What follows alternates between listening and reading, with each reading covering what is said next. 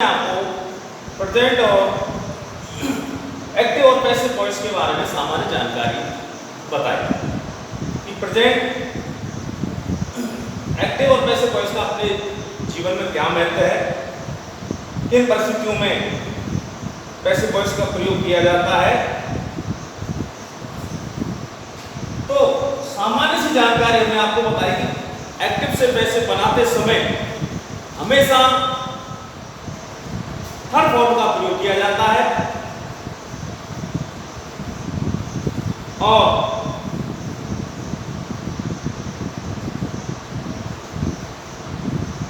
Active से passive बनाते समय एक्टिव वॉइस का जो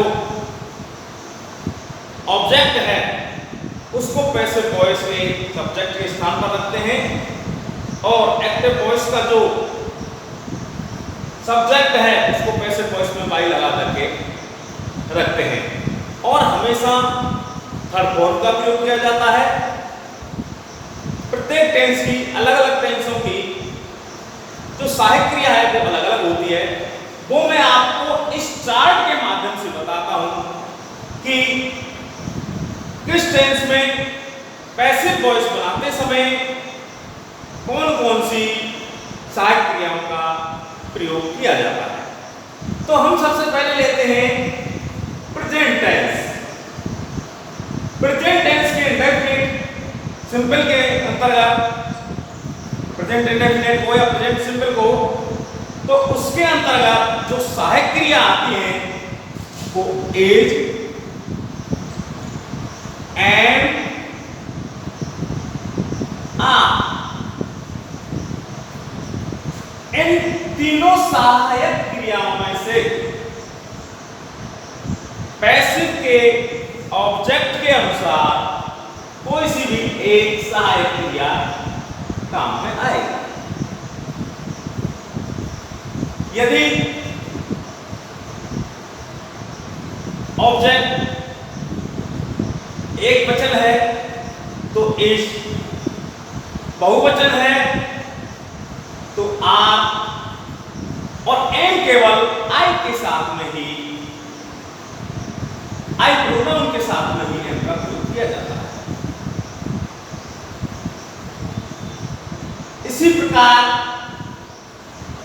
कंटिन्यूअस के अंतर्गत भी यही सहायक क्रियाएं आती हैं, पर उनके साथ में एक शब्द और जुड़ जाता है और वह है बीइंग।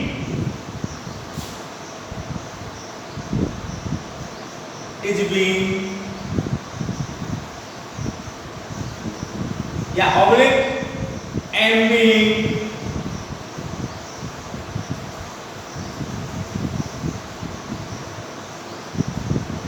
आर बीइंग,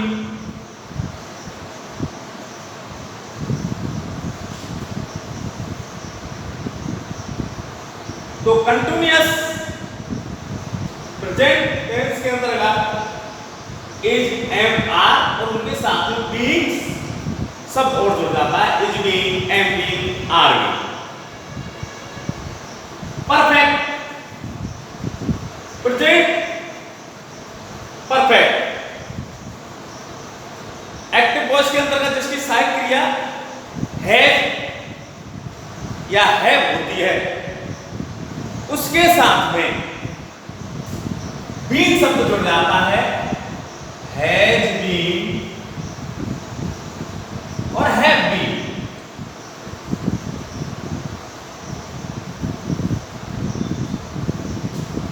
एक वचन संज्ञा के साथ में हैज बीन और बहुवचन के साथ में हैव बीन का प्रयोग किया जाता है। अब देखिए परफेक्ट कंटिन्यूअस, परफेक्ट कंटिन्यूअस की पैसिव नहीं बनती है, चाहे वो पास्ट परफेक्ट कंटिन्यूअस हो, चाहे फ्यूचर परफेक्ट कंटिन्यूअस हो, चाहे प्रेजेंट परफेक्ट कंटिन्यूअस हो। परफेक्ट कंटिन्यूअस की किसी भी टेंस में पैसिव नहीं बनती है। तो हम ये बिल्कुल यहां क्रॉस कर देंगे क्योंकि इनकी पैसिव बनती ही नहीं है। अब हमने आपको बताया कि इनमें मुख्य जो क्रिया होती है वो थर्ड फॉर्म का ही पैसिव के अंतर्गत प्रयोग किया जाता है। जो मेन वर्ब जो आएगी चाहे टेंस कोई सा हो वो थर्ड फॉर्म आती है। पैसिव बनाते समय हमेशा थर्ड फॉर्म आती है, थर्ड फॉर्म भी आती है। ये क्लियर, कोई प्रॉब्लम नहीं। एक अब आगे हम देखते हैं पास्ट टेंस। पास्ट टेंस के सिंपल के अंतर्गत, पास्ट इंडेफिनिट टेंस के अंतर्गत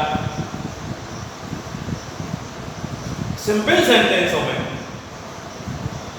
कोई सहायक क्रिया नहीं होती है। जैसे प्रेजेंट इंडेफिनिट के अंतर्गत सहायक क्रिया नहीं होती, असर्टिव सेंटेंस के अंतर्गत, साधारण वाक्य के अंतर्गत, नेगेटिव, इंटरोगेटिव इनमें तो सहायक क्रिया आती है, लेकिन असर्टिव के अंतर्गत, साधारण वाक्य के अंतर्गत, क्योंकि बात आप जानते हैं साधारण वाक्य, नकारात्मक वाक्य, प्रश्नवाचक वाक्य, नकारात्मक प्रश्नवाचक वाक्य, तो इंडेफिनिट के अंतर्गत चाहे वो प्रेजेंट इंडेफिनिट हो या पास्ट इंडेफिनिट हो, इनके अंतर्गत साधारण वाक्य के अंतर्गत सहायक क्रिया हेल्पिंग वर्ब का प्रयोग नहीं होता है। लेकिन जब हम पैसिव बनाते हैं तो सहायक क्रिया जरूर आती है। बिना सहायक क्रिया के पैसिव नहीं बनता है। तो पास्ट टेंस के अंतर्गत जब हम पैसिव बनाएंगे, पास्ट इंडेफिनिट टेंस का जब हम पैसिव बनाएंगे तो इसकी जो सहायक क्रिया आएगी वो वाज और वर। यदि ऑब्जेक्ट जो हम पास्ट टेंस में, पास्ट इंडेफिनिट टेंस में पैसिव बनाते समय रखेंगे, एक वचन है वो तो वाज और बहुवचन है तो वर।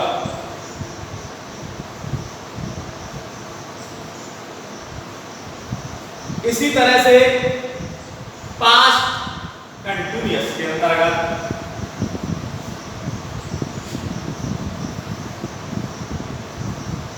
हेल्पिंग वर्ब में आईएनजी करके आता है।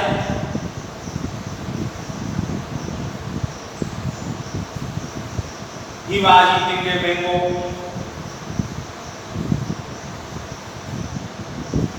तो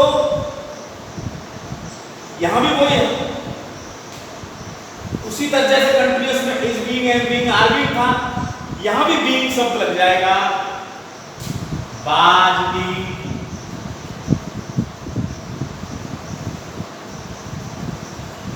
और वर बीइंग।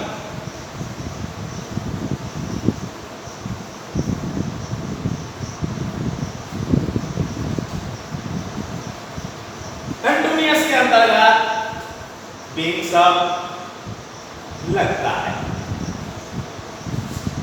और मैंने आपको बताया कि थर्ड फॉर्म के बिना पैसिव नहीं बनता है। चाहे टेंस प्रेजेंट का हो, चाहे फ्यूचर का हो, चाहे पास्ट का हो, और किसी भी फॉर्म का हो, चाहे वो सिंपल का हो, चाहे वो कंटिन्यूअस का हो, चाहे वो परफेक्ट का हो, चाहे परफेक्ट कंटिन्यूअस का हो, हमेशा मेन वर्ब की थर्ड फॉर्म का प्रयोग किया जाता है। इसी तरह से future tense, future tense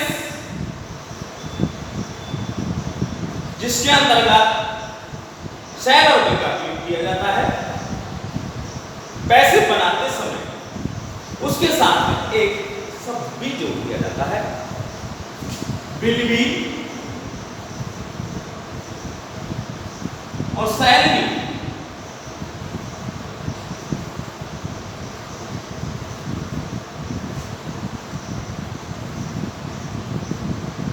object सहायक क्रिया के रूप में विल बी या शैल बी, और मुख्य क्रिया की थर्ड फॉर्म, और बाई लगा करके आगे जो भी शब्द है वो लिख दिया जाता है। प्रोनाउन है तो चेंज करके उसका सब्जेक्टिव केस का ऑब्जेक्टिव केस हो जाता है।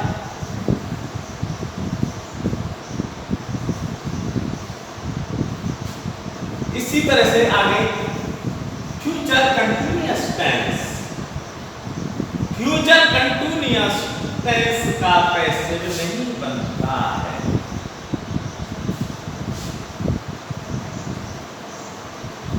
तो हमारे परफेक्ट कंटिन्यूअस तीनों टेंसों की, और चौथा फ्यूचर कंटिन्यूअस टेंस, इनका एक्टिव से पैसिव नहीं बनता, हमेशा ध्यान। अब आ गया फ्यूचर परफेक्ट। फ्यूचर परफेक्ट के अंतर्गत जिस तरह से इसमें हैज है उसके साथ में भी विल है, शैल है का प्रयोग होता है। एक्टिव वॉइस के अंतर्गत पैसिव बनाते समय उनके साथ में भी बीइंग शब्द जुड़ जाता है।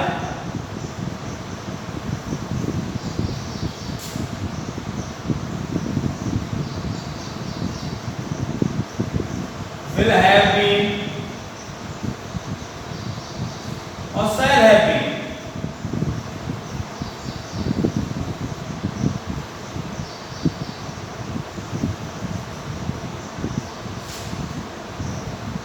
हाँ, एक पास्ट टेंस के अंतर्गत एक परफेक्ट हो गया। जैसे इसके अंतर्गत हेड सहायक क्रिया होती है, हेड सहायक क्रिया होती है, उसके साथ में भी बीन लग जाता है। इनकी सहायक क्रिया हेड है प्लस थर्ड फॉर्म होती है एक्टिव वॉइस में, तो वहां बीन लग गया। इसी तरह से एक्टिव वॉइस में पास्ट टेंस के अंतर्गत हेड प्लस थर्ड फॉर्म होती है, लेकिन पैसिव बनाते समय उसके साथ में भी बीन शब्द जुड़ जाता है, हेड बीन। यहां केवल हेड होता है, head been.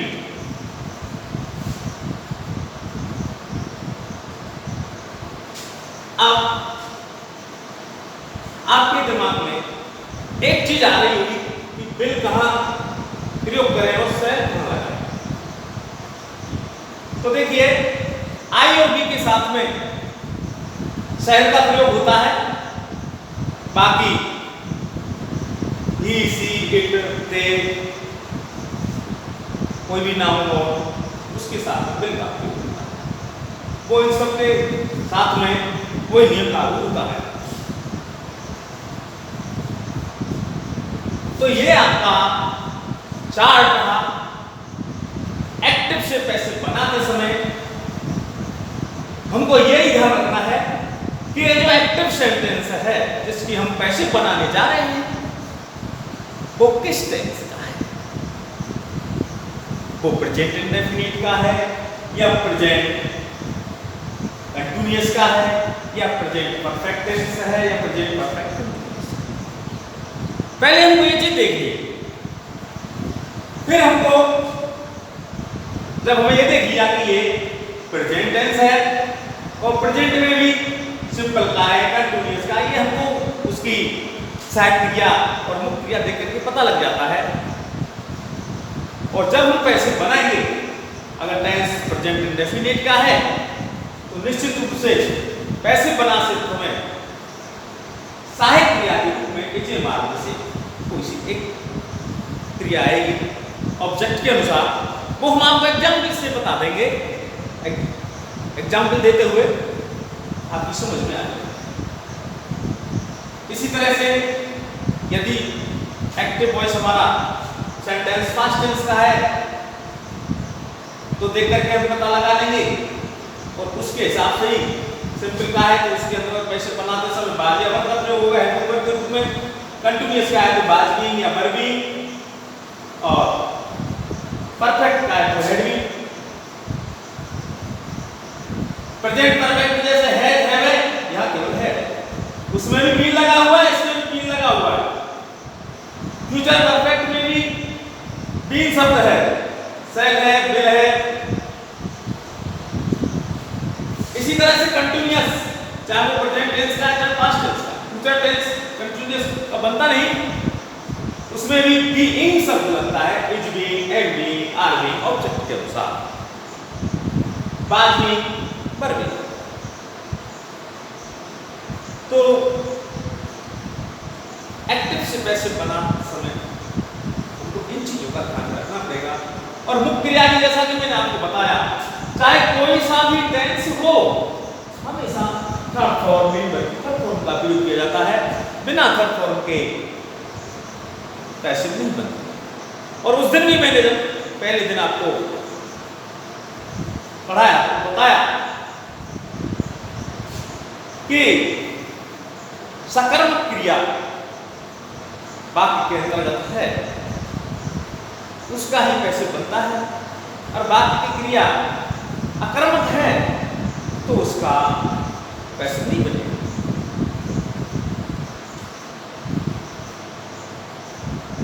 I am sleeping, sleep verb है, इंट्रांजिटिव वर्ब है, अकर्मक है, इसका पैसिव नहीं बनाया जा सकता। आई एम स्लीपिंग या I am sleeping in the room, क्यों? स्लीप जो वर्ब है इंट्रांजिटिव है। तो ये चार्ट आपको मदद करेगा शुरुआत के दौर में। बाद में तो आप उसके जब अभ्यस्त हो जाएंगे तो स्वतः ही आपके दिमाग में वो चीज आ जाएगी। शुरुआत में जब आदमी ड्राइविंग सीखता है तो उसको दिमाग को मैसेज देना पड़ता है कि हम कौन सा गियर कैसे लगाएं, किस दाबें या ब्रेक लगाएं। उसी तरह से शुरुआत के दौर में हमसे कुछ गड़बड़ी हो सकती है, हम भूल सकते हैं, लेकिन जब हम अभ्यास करेंगे तो सब कुछ हमारे दिमाग में आ जाएगा, हम अभ्यस्त हो जाएंगे। Practice makes a man perfect. आपने ये कहावत सुनी होगी कि करत करत अभ्यास के जड़मत होत सुजान, रसरी आवत जात ते और सिर पर बर्फ निशान। तो आप जितना अभ्यास करोगे, अंग्रेजी कोई ऐसा कठिन से नहीं, हिंदी से भी सरल है, बस आपको इसके अंतर्गत पागल होने की जरूरत है। पूर्ण रूपे आप उसके तो देखिए, आपको हिंदी से भी सरल लगने लग जाएगा।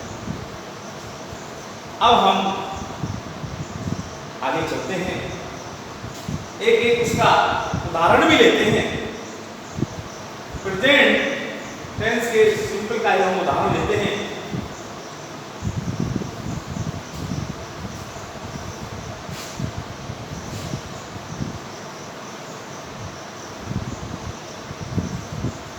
राम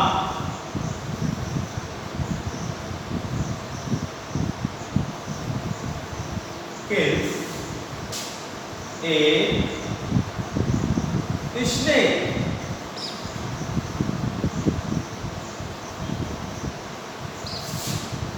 राम करता है, मुख्य क्रिया है, ऑब्जेक्ट। अब चूंकि मैंने आपको बताया कि प्रेजेंट सिंपल के अंतर्गत सहायक क्रिया हमने पहचान लिया कि मुख्य क्रिया में एस लग रहा है, एक वचन के साथ में प्रेजेंट इंडेफिनिट टेंस में मुख्य क्रिया में एस या एस लगता है, तो हमने पहचान लिया कि प्रेजेंट इंडेफिनिट टेंस है, क्योंकि और किसी क्रिया में एस या एस लगता ही नहीं है। किल मुख्य क्रिया सकर्मक है। अब हमको कैसे पता लगा है सकर्मक है या कर्मक है? अगर मैं बोलूं राम किल्स तो वाक्य अधूरा इनकम्प्लीट है, बिना ऑब्जेक्ट लगाए वाक्य पूरा नहीं होता। किसको मारता है? राम किल्स, राम किसको मारता है? बाकी अधूरा है, इनकम्प्लीट। बात तभी पूरा होगा जब हम उसको ऑब्जेक्ट रख देंगे। रामकृष्ण से इसलिए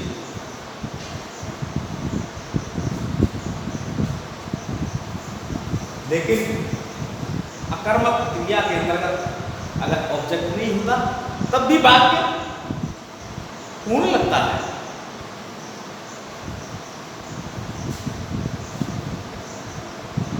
जैसे आई एम स्लीपिंग, ऑब्जेक्ट देने की आवश्यकता नहीं है, बाकी पूरा लग रहा है आई एम स्लीपिंग। और भी हम उसमें एक्स्ट्रा कोई जानकारी देना चाहते हैं तो प्रीपोजिशन लग के आएगा I am sleeping in the room. ये थोड़ी आगे की बात है, अभी हम छोटे छोटे सेंटेंस बना करके और आप ये सीखते हैं कि कैसे बनाते हैं। तो अब हमें देखिए, आपसे मैंने कहा था कि पैसिव वॉइस बनाते समय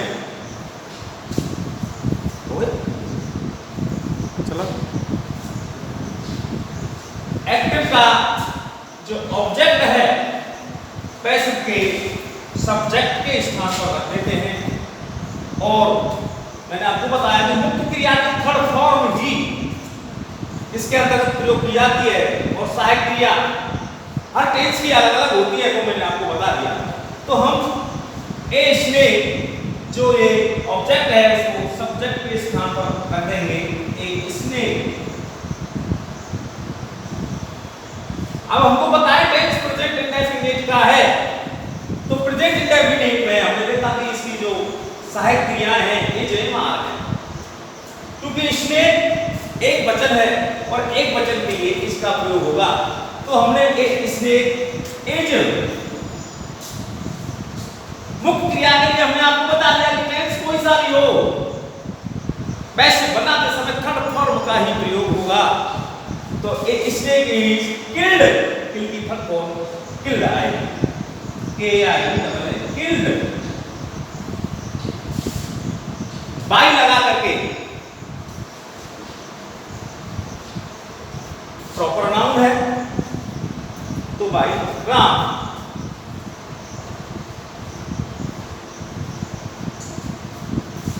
तो कितना साधारण और कितना सीधा सरल है एक्टिव से पैसिव बना। तो इसका एक जो हम साधारण सा सूत्र है पैसिव बनाने का, वो हम लिख सकते हैं ऑब्जेक्ट प्लस हेल्पिंग वर्ब। अब हेल्पिंग वर्ब प्रत्येक टेंस की अलग अलग है, वो हम यहां रख देंगे, प्लस मेन वर्ब की हमने आपको बताया थर्ड फॉर्म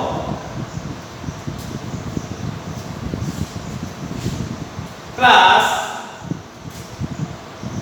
वाई करके जो एक्टिव जो सब्जेक्ट है वो हम रख देंगे प्लस कुछ सेंटेंस ऐसे भी हैं जिनके अंतर्गत बाई की आवश्यकता नहीं होती। तो object plus helping verb plus main verb की third form plus by plus active voice plus subject. अब हम इसी का एक दूसरा उदाहरण लेते हैं।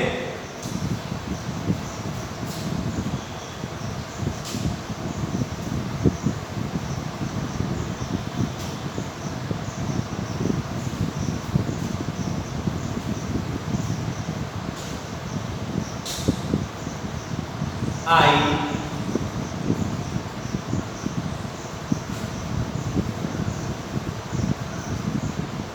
takes, I take tea.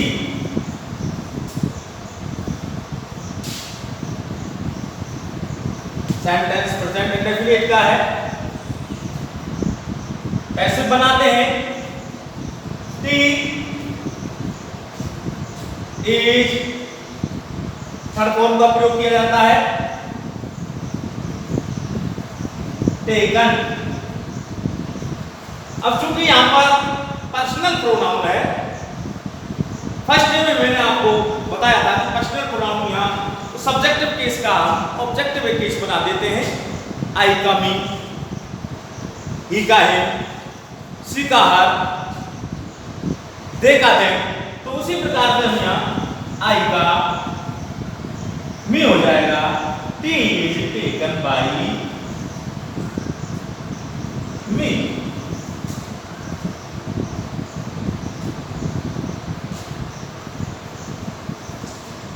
एक उदाहरण और लेते हैं हम इसी का।